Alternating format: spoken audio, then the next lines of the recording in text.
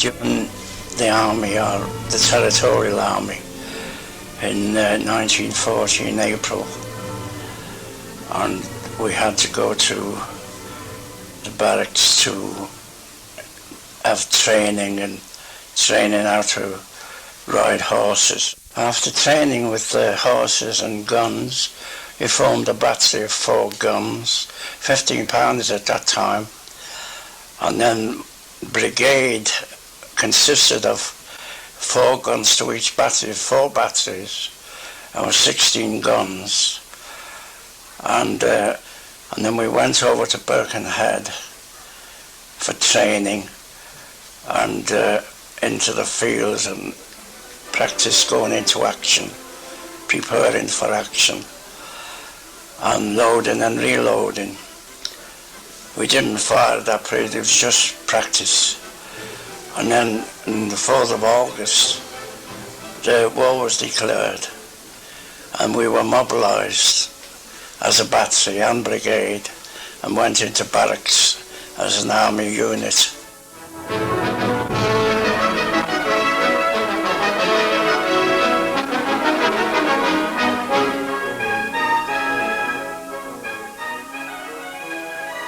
Kitchener's army was formed a long time after the war started.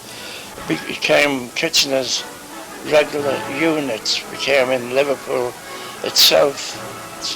They fought in their own units and in their own sections, but eventually, they're all embodied into the army itself as a big unit.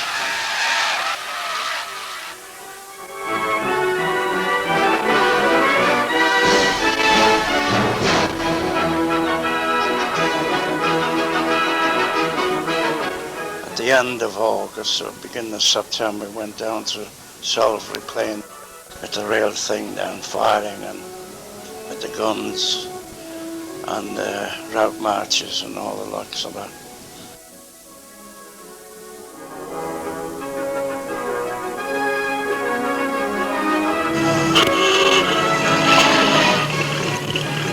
And then we were formed into divisions. We went into the Lancashire part of the army, or our army, formed its own division, which was the 55th Division. Became a great fighting unit right throughout the war.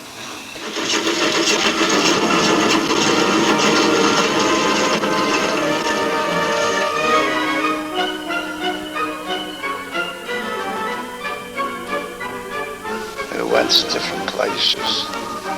Newbury, a place called Flomentinge, Elverdinge, and St Julian, which was close up to Newbury.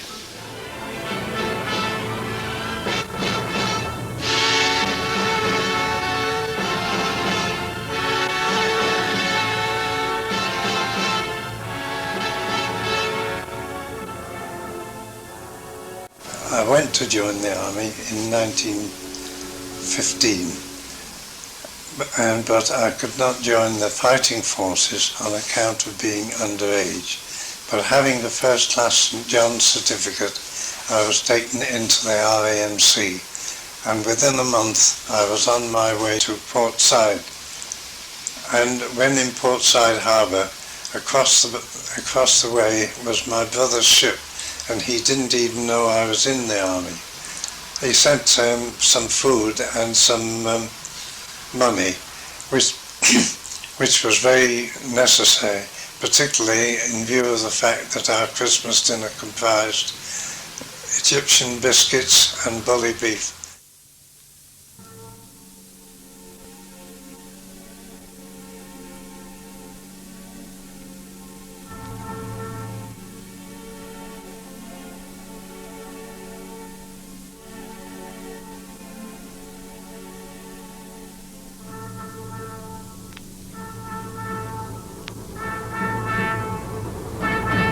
We were one of the first field ambulances to follow the troops in the trenches, and the sights were really horrific. My experience was really a lucky one in a way, but a sad one in other respects. I was at the tail end of a stretcher, and one of my compatriots was helping me carrying. We had a wounded soldier from the West Yorkshire Regiment on the stretcher. A shell burst on the trench head. It killed my compatriot and also the man on the stretcher. It buried me. And all that happened was, after being extricated, I found that I had lost the use of my right ear.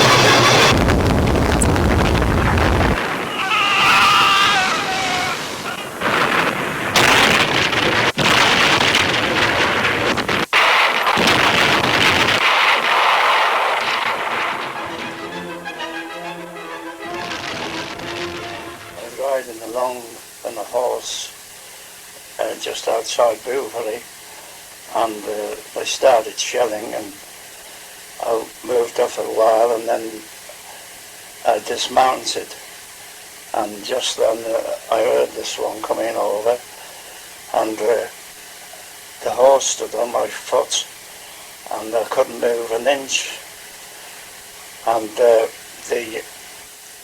thing landed about 20-30 yards away, and it didn't explode. It must have been a dud, otherwise it would have been bad news for me. After 20 months in Egypt and France, I came home on leave, and it was suggested to me and recommended that I apply for a commission, which I did. And I think I am one of the few persons that was discharged from the RAMC on one day and gazetted into the King's Liverpool Regiment the next day. From there, of course, I went to France with the King's Liverpools, and was seconded to the 9th King's Liverpool Territorials, who were working were attached to the 57th Division, and from then on we saw quite a lot of action.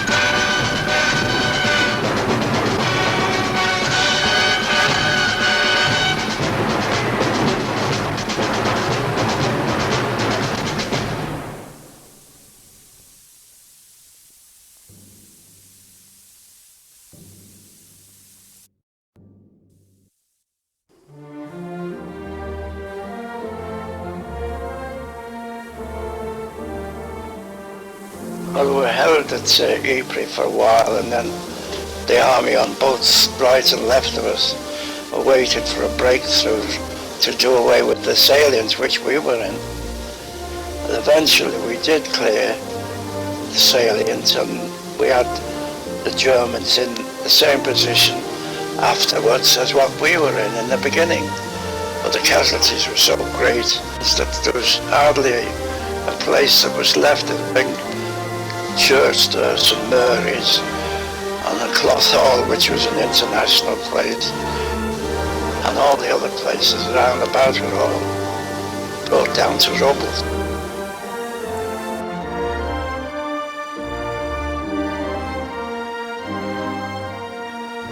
On returning from the line after taking stores and stuff to headquarters, we pulled in at Popper Inge, where they had a big canteen, divisional canteen, and the mate and I, he went in to the canteen to get a drink of coffee or tea, and the horse and wagon was outside, and I went towards the door to get the tea off him, and when I got back again, the horse had gone and the van or the wagon, and I went around to the junction where there was a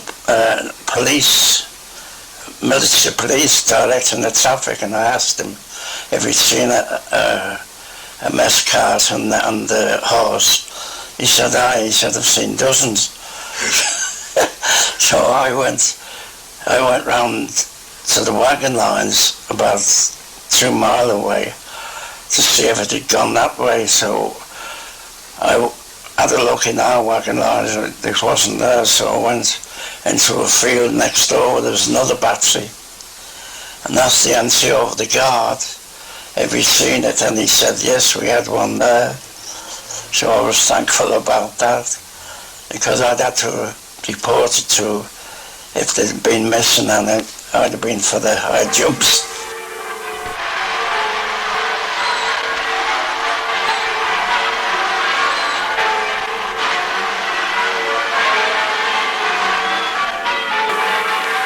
The night before armistice was declared, there was a bit of a fracas in Nil, and being attached to the APM staff, I was on duty, and 2 Irish officers were arrested, and it was my duty on Armistice Day to be their guard, and which happened for 2 or 3 days, and what a day that was. Everybody else celebrating, but poor Joe guarding 2 unfortunate Irish officers.